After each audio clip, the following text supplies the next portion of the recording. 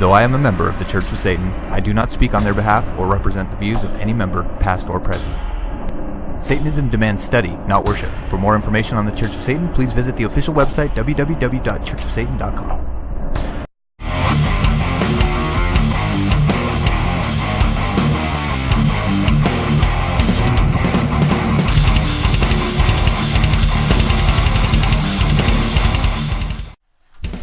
Welcome back, fans, to a very, very special episode of Idle Hands. We have a very cool episode today.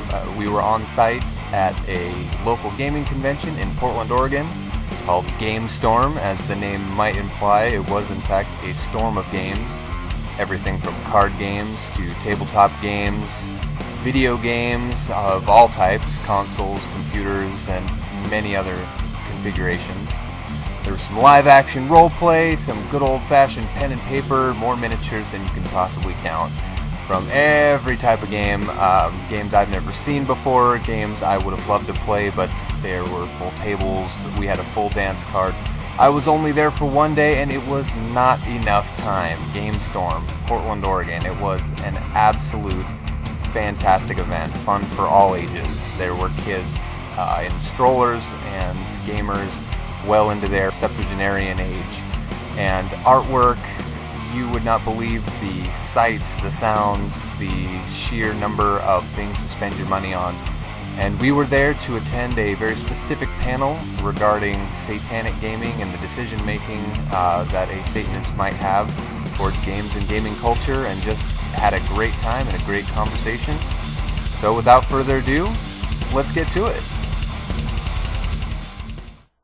So, welcome to Satanic Gamers Gathering, aka Satan and Friends and Games.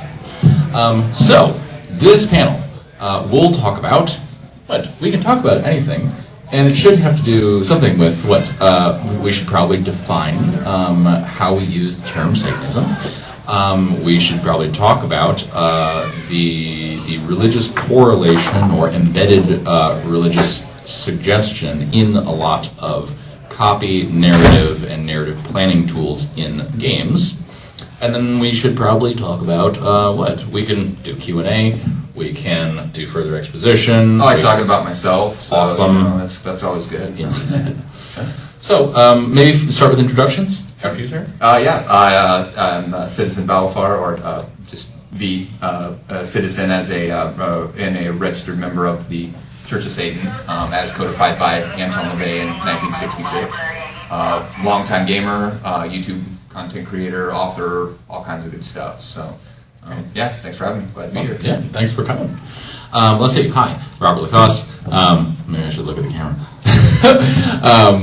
I like to build large live-action games with highly scalable architecture. What does that mean? That means it doesn't make a difference if there's 50 players or 2,000 players.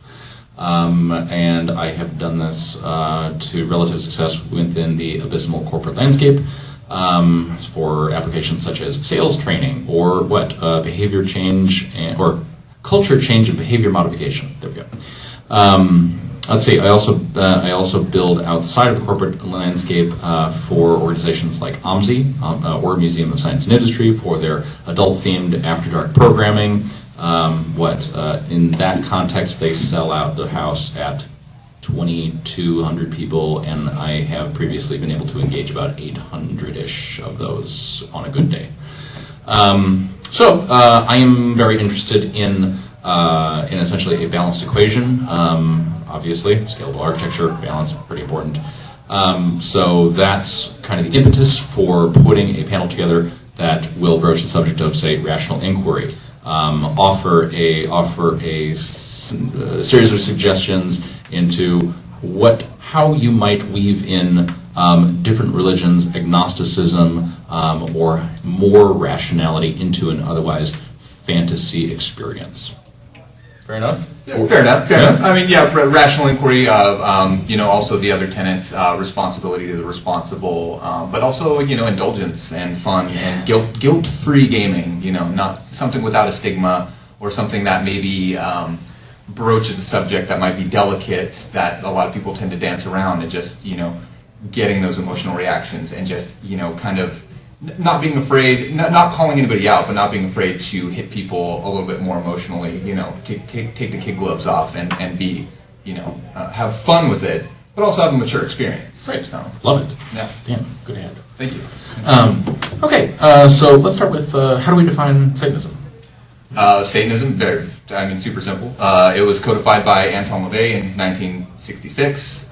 It is the world's first and only religion of carnality. It is an embrace of man's indulgences and a shedding of what we call spiritual pipe dreams. You know, living here in the now. This life is what we get, and not sacrificing our enjoyment and our happiness now for sake of something that is promised to us that, you know, may or may not come at the end of it. Or even, I'll also add, not sacrificing ourselves to somebody who is trying to convince us of a great thereafter, or great rewards that are just beyond our eyesight and or understanding in this corporeal realm. Right. It's 100% atheistic at its core, and skepticism is a big factor in that. That said, it entertains the idea that there might be things out there that we don't understand. There might be ghosts, there might be aliens. These things are more plausible and a lot more, I guess feasible would be the word, than, say, a giant bearded man or a giant spaghetti monster in the sky who guides us and, you know, takes every care to monitor our thoughts, actions, and everyday goings-on. So that seems a little too far beyond the pale for me, personally. I mean, that said, were God to part the sky right now and be like, whoa, man, whoa, you are way off base. Like, there is absolutely an afterlife. You are totally bound for it. And like me, my wife, my grandmother, 4 of my closest friends, and then 100 random strangers were all there to see it as well, I might be singing a different tune, and I might, you know, attend church next Sunday as a result. And there's also something to be said about in the absence of insight and or technological or natural world prowess, high tech looks like magic. Yeah, I mean. So the point about ghosts, there could be a spiritual side. There could be your grandmother waiting by the side of your bed in a non-corporeal form, just looking at you while you sleep, protecting you.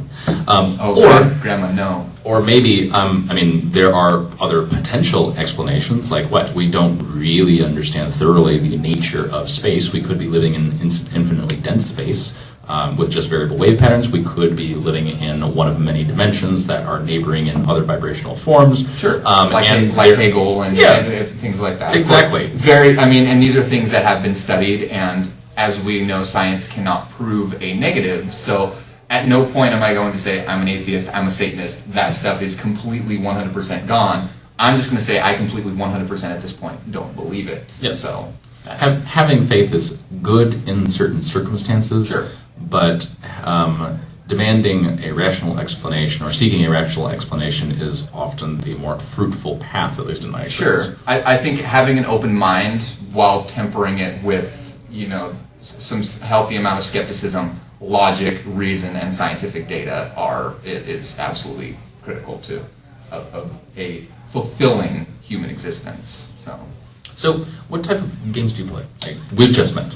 Literally everything. Yeah, like hi. Literally just this moment. I've been playing games since I was about 5 years old. I was born in 1984, and growing up, I got to see the golden age, the last echelons of the arcade years.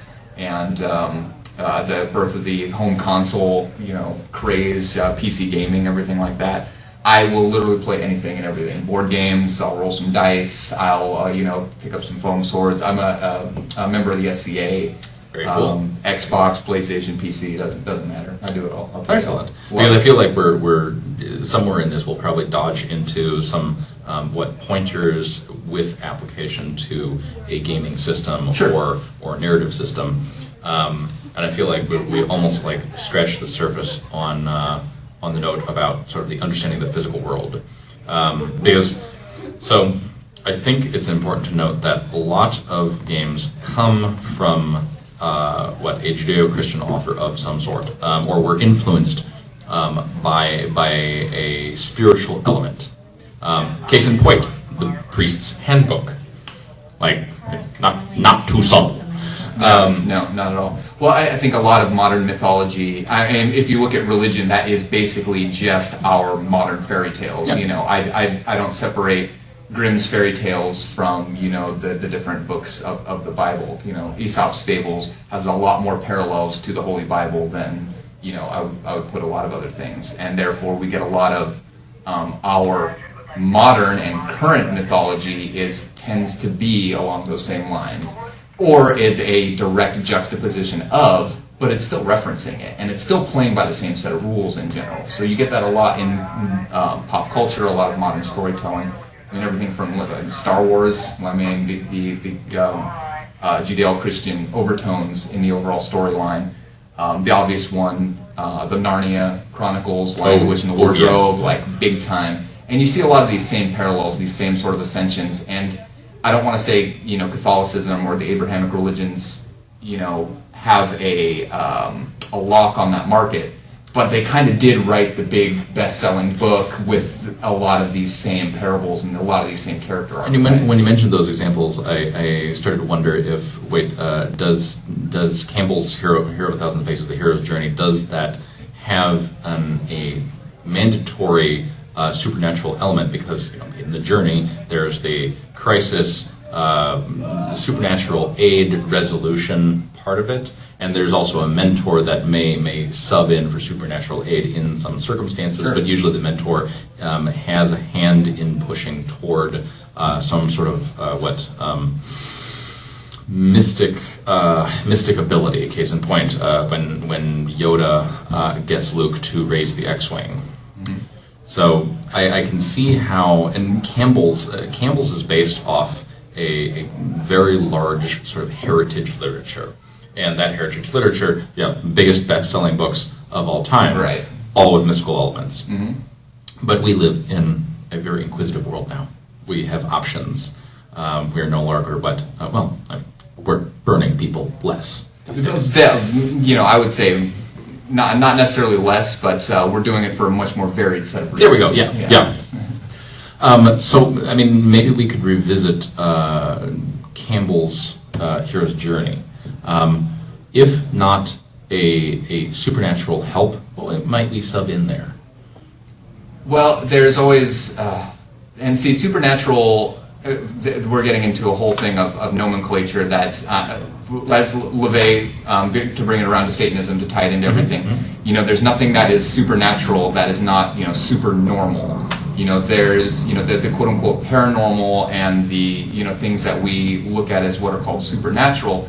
How could there be anything less natural than, say, death and ghosts and things like that? These are forces that would, if they are legitimate and they are real, have existed long before we were here and able to interact with them. So just because we may not understand it doesn't mean it's not a supernormal phenomenon. So by that stroke, just because the main character is interacting with it and he perceives it as supernatural, it could actually be they are the alien element to the whole experience here. They are the one who is outstanding outside of place and time, and this supernatural element is actually just the one that is dealing with them, so to speak. I like that a lot, because that's I think the method here is to reframe. It's sort of like from the first person's perspective, the other is outside of their perspective. They are looking at the other, but the reframe is sort of like stranger in a strange land. You are the other, and then and I think this touches upon increasing people's scope of reference and positive change and positive learning experiences within a potential gaming experience. And broaching those subjects of otherness and how to accept the other, or empathize with the other. And there again, we embrace the idea of a third side perspective. Not everything is so black and white, where not everybody you see, not every enemy you engage in is going to be just completely bad. We're out of the days of the glory days of Westerns, where the bad guys wear black hats, the good guys wear white.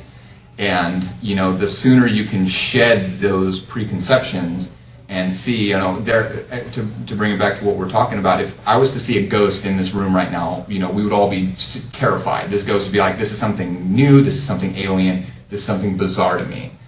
By the logic of how ghosts would have to work, that ghost has always been there. We are the weird thing here. We are this, blip on their ageless, ancient radar that they're experiencing through eyes that are far more knowledgeable and far more sedentary, I guess, than ours would be. They wouldn't be the scared ones. I think the term, I love using the term authenticity because what authenticity, according to Trilling, derives from authentio, which is to murder. So the first in a line is where authenticity is found, right? And thus the ghost or a ghost with a prior lineage or prior experience in the space. Yes, they are the original, right? And we are the inauthentic. Exactly. So there, like I say, so anything that would be quote unquote supernatural or paranormal is actually just super normal, just hyper normal at that point. We just happen to be experiencing it and being in a position to understand it. It seems weird to us, but it's ultimately, as I said, we are the aliens here. We are the ones that are trying to rationalize something that has potentially no rational explanation for us. So, and that's when you start shedding those preconceived notions like we're talking about, who is the hero, what is moral, where is there your is moral a compass? hero. There is a hero. There doesn't have to be a hero. There might never Fantastic actually be. Example of perspective, the game Braid. The side-scrolling, kind of time-warping kind of adventure. I'm not sure if you're familiar with it, but it's a 2D platforming game where the premise is very simple. At the very beginning of the game, you play as a seemingly very nice guy who is seeing his princess being carried off by a mysterious knight in armor through this time portal into this castle off in the distance.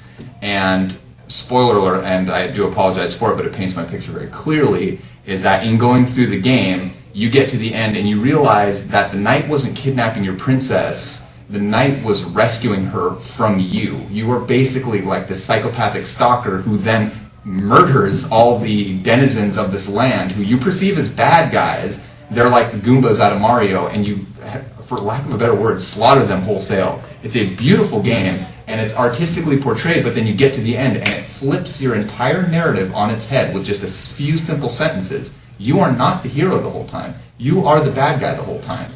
And I feel there's a phenomena that I see cropping up in original art and social media posts where it explores the idea that Mario is the aggressor and in the wrong, and Bowser and the princess have a happy life. There and is Mario a reason slaughtering his way. There is a reason why she gets kingdom. kidnapped potentially. Yeah. I mean, you never meet Bowser's wife, and yet he's got 9 kids. Yeah. So, not bad. Yeah, exactly. So, and Mario, right? You know, he's got a brother. Right. I'd like to kill a lot of stuff. Those Italians and their, notorious tempers. So, So, let's see. Oh man. I tend to derail a lot of things. This went in a very wonderful direction. Let's see. Where did we bridge from Mario from? Braid, perspective, morality. Where it pivots out, and I think in that narrative, I think that is a more impactful end victory condition / end condition to a game, because yes, we can remember chopping the rope at the bridge, sending Bowser into the lava, and finally gaining the princess. I would say, in comparison, that is a very limp-wristed style of scripting. Really, did you try there at all? Was there effort, or were you just going to the inevitable conclusion? Whereas in Braid, that took significantly more effort in terms of the thought that was put into architecting that narrative, so as to get a much richer experience that the player will remember. Not only the story itself, but the pivot at the end and sort of the reflective moment. Sure, and in that I would definitely agree, though we wouldn't have a moment like Braid if we didn't have a moment like Mario. We wouldn't have Milton's Paradise Lost if we hadn't had a Holy Bible first. So we've got to establish a baseline at some point. And as we're finding, especially in this day and age, a lot of our baselines are steeped in things like racism, hatred, disparaging of the poor and things like that. And so we're having to turn a lot of these heroes kind of on their ear and either give them some sort of rational justification or start pointing out that they were in fact the bad guys the whole time. We are a culture that has been embracing villains, for centuries now. I mean, everybody from, some of our greatest Christopher Columbus, greatest Abraham leaders, Lincoln, greatest conquerors, but and the list goes on and on. Washington's teeth. Oh God, Washington's teeth. Yeah. Okay, good frame of reference, psychological exercise, and I cannot remember who recently taught me this. It was somebody who does this for a living of some sort. So when you say Washington's teeth, usually what people remember is, oh, George Washington had some wooden teeth, right? And then you pull the frame back. Well, actually, he had a set that was made out of animal teeth. And then you're adjusting the frame. much darker than that. And then you say, well, he actually had a set that were made from human teeth. And this is true. And then you adjust it to, oh, he had the teeth that in George Washington's dentures were slave teeth. And then people get to experience their frame being destroyed of, oh no, oh shit, and then depending on, this is a way to gauge people's ability to adjust their own frame in real time, or people's flexibility or willingness to accept new data into their patterns, because when the slave tooth item is revealed, generally there is a binary partition. It's, no, that can't possibly be true, George Washington is a hero, or, oh, I will have to think about this. So, I think that this is a Googleable Washington's teeth psychological exercise, yeah? Sorry, tangent. No, with that, that brings up the whole subject of cognitive dissonance, and what we want to see in facts, we will tend to find, no matter, especially in this information age. Is it no, it's not performance bias. It's confirmation bias. Yeah, right. Yeah. We will search endlessly. Like if we hear a fact that we like, we might Google search it. We might run it through Snopes, and then the second it comes up false, we start researching more. We want to know more about it. But as soon as we find something that confirms what we wanted to hear in the first place, we stop looking. And then that's our gospel. That's our article right there. You see it a lot these days in this age of information and misinformation. And that, once again, as is a satanic panel, that is one of the key aspects of Satanism, is destroying what is called solipsism, and the ability to see past your own nose and not framing the world just based solely on your own experiences. The term anecdotal evidence is an oxymoron. An anecdote is not evidence. That is hearsay. And it gets thrown out of court 9 times out of 10. And so when somebody frames their entire life, like, I went to McDonald's the other day, I had a Big Mac, and I got sick, therefore every McDonald's on the planet is garbage and it is terrible, and if you eat Big Macs, you're going to get sick and die. Not true. We know it, but I had it one time, I got sick, I can't do it anymore, and so I'm going to hammer on that. I'm going to frame my worldly perspective based on this one experience. That is a satanic sin. And yes, Satanism does have its own set of sins. It has its own, statements of what Satanism is, and it has a set of rules for living on this earth and maintaining a polite, civilized, yet indulgent society. And I believe they're on the back of the shirt I'm wearing. I think they are on the back yes. of the shirt you're wearing. I should have brought handouts or something. But no, it's all super easy to find. Church of I can just turn around for the video camera. Yeah, churchofsatan.com has everything. I mean, and that's another thing. Satanism demands study, not worship. So if you're looking to meet a preach or proselytize, it's not happening. You can do your own research. I'll take you to the gate. I'm not Virgil here. So, but we see that in for as far as cognitive dissonance and that separation of what makes a hero. Where do you define a moral compass if you don't have a religious doctrine behind it? We tend to see that in games, and that tends to throw people off. It tends to scare people.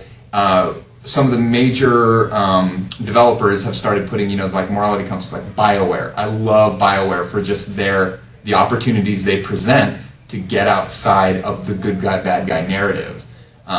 They engage things like, the dark side and light side of Star Wars. Obviously, the Sith can get super nasty and super bad, whereas the good guys spend a lot of time running around and doing meaningless things for people who may or may not appreciate it, whereas the Sith cut right through the heart of the matter, save the galaxy, and their methods may have been brutal and terrible, and the rain that they sow afterwards may not be the best, but they got rid of a problem that was clearly in everybody's face and something that had to be dealt with, and they did it. They hammer fist on through and they can do it. So it's you have to take a step back and question. I say question everything, but at the same time, you have to accept some things as fact and as truth. So in that vein, I like that you broached the subject of the Sith and the effectiveness of the direct action versus the good guys running around a bunch. And so one of the pieces that I want to bring into this that helps frame that, so the two pillars of the Temple of Solomon, Hakim and Boaz. Hakim was generally associated, the white pillar was associated with tradition. Sure. Governance by tradition, governance by religious practice. And Boaz was the black pillar, that was the pillar of decisiveness and action. Right. And I like pulling those in because they exist sort of in the same world from which we got a lot of Judeo-Christian tradition, but they don't get into a lot of direct reference. Right. And they go across a bunch of different medium. You can find them in the tarot easily. You can find them in Judeo-Christian history. You can find them in some stories, but they worm their way in as sort of these iconic sort of two camps. And yes, you do have I think actually the black pillar and the white pillar may be a more recent label on them. Right. I think that's for the imagery there is not how it was originally presented, but it does frame it up. Yeah, because there are also differing archaeological accounts about what these looked like, and they may very well have been identical. Yeah, right. But as institutions, I like them because they help reset the frame of good and bad to different methodologies. Sure. Yeah. Which I think is and key they never frame them as good nor bad. No. Like it's just one is about patience and, like you said, tradition. The other one is about decision and change. And the only time that it's destroying something is in an effort to change what is already in place. Like that, the elements of destruction they talk about in that aren't physically destroying cities or things like that. It's destroying ways of old ways of life, old ways of doing business. Sometimes for the better, sometimes for the worse, but always generally necessary in one form or another. Yes. I think change is inevitable, and when it's necessary, it is inevitability that is being embraced and pushed into so as not to elongate suffering. And that's what gets us back to the whole topic of solipsism, is not being afraid to evolve with changing times and go through necessary metamorphosis in order to keep from just becoming like Clint Eastwood in Gran Torino, just old and racist and alone, spiritually anyway. I don't want my spirit or semblance thereof, my spirit, to become like Clint Eastwood in Gran Torino. That's not what I want. So, and even in that movie, he gets his whole frame of reference just turned on its head. He gets everything. His whole world is shattered and blown apart, and then he has to, even at 80 years old or whatever, completely reevaluate the way he's been living his life. I find it much easier to do that on a day-to-day, case-by-case basis than save it all up for some life, altering event later on. Smaller cycles, much more easy to turn through, much quicker and progressive development. You see that very difficult to do with people who have been raised and are more tethered to Orthodox religions.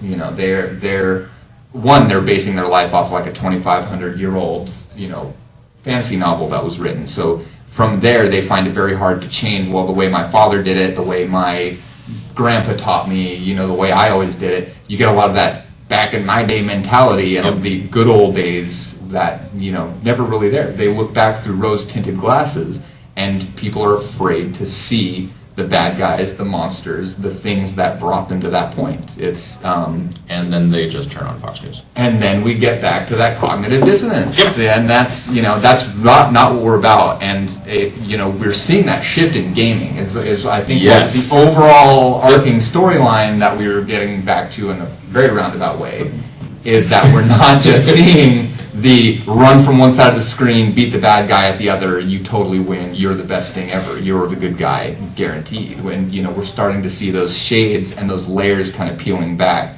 and it's almost like this like, I guess, moral renaissance that we're seeing in gaming. We're entering true neutral world. And for better or for worse. And it's not always super popular, and it doesn't always super work. Obviously, we get the controversies that we do these days because of those. And, you know, you're never going to make everybody happy, but you can always make everybody think. I mean, well, okay, I guess that's not. I guess that's not true either. But you can always present information. You can present scenarios, and people can do with it what they like. And everybody will do with it what they like, because people like to do what they like. Oh yes, very much so. Actually, the renaissance that's happening, I feel it illuminates the best of what was and what can and potentially should be carried forward. Case in point. In moving toward true neutral, I'm like, wait, that's a reference to D&D, and D&D has, I mean, the alignment system is often or was a very black and white, you know, you've got your evil, neutral, good, right, and within there you've got lawful, neutral, chaotic. And I think the best part of that is the lawful, neutral, chaotic, because it speaks more to actual behavior preference rather than the perception of the act. Sure. Well, you get, it's split into, at the heart of it, it's split into two. It's like the moral of what is important and what is determined as good and evil by the character, and then there's the just as what is determined as good and moral by the society at which the character partakes in. You know, they're like a lawful evil character will often be prone to, you know, doing more benevolent acts and being more law-abiding than the chaotic good character, simply by virtue of what they find important and in adherence to the laws of the land. So, because there again, a lawful evil character is less likely to break the law. They're going to be self-indulgent, they're going to be selfish, and they're going to be working towards ultimately a greater evil. But in that doing so, they're not afraid to do benevolent acts to get to that. They're not afraid to, you know, make donations to an orphanage. Yeah, sure, those kids may end up in a sweatshop one day, but they get, you know, at the time, they get that, you know... Put a little political schmear on it. Exactly. Whereas the chaotic good character, while they're willing to break the law, they're never going to delve into that realm of evil that may be necessary, you know, to get a job done or to, you know, spare, you know, the whole scenario of, do you save one person to, or do you kill one person to save 10,000? A chaotic good character is likely never going to make that decision, and on the whole, the entire everything will suffer, whereas the lawful evil character will do it without even a thought, and the society in which he lives will benefit as a result. I think there's also a framing element there and I remember this as tested data. And this kind of goes into the Washington's teeth frame, where if you ask about, and I forget the question that's and the proper name for the body of research, the person who pioneered this, but if you ask a question with a positive spin, the response rate goes up. If you ask it in a negative spin, the response rate toward the same effect goes down. Human as a creature and on a psychological level are extremely malleable and extremely fascinating to behold, you know, in crowds and in certain situations. I love social experiments, and I love, you know, seeing different people from different walks of life in different scenarios and how they act. And I think that helps me in my own sense of cognitive dissonance. Would I be the one that would, you know, take that push? Speaking of The Push, on Netflix, if you haven't watched it, The Push by Darren Brown, if you guys haven't seen it, it's about an hour long, fantastic social experiment. Put it on your list, definitely watch it. They basically take one person amid a cast of 100 extras, and by a series of escalating concessions, see if they can get this one person to start off by impersonating somebody else, or, you know, moving a quote-unquote dead body, and then at the end see if they're willing to commit murder at the end of it. It is extremely fascinating about the human condition and presents some very terrifying data as far as what humans are willing to go through when pressured and put in a position where they have authority taken away from them and you know, foisted on them by other people. It is fascinating. Very good. Yeah, The Push by Darren Brown. It kind of paints into that whole thing of, you know, how manipulatable are people, and as a Satanist, I'm not opposed to using those levels of manipulation. Of course. For my own gains. Personal benefit.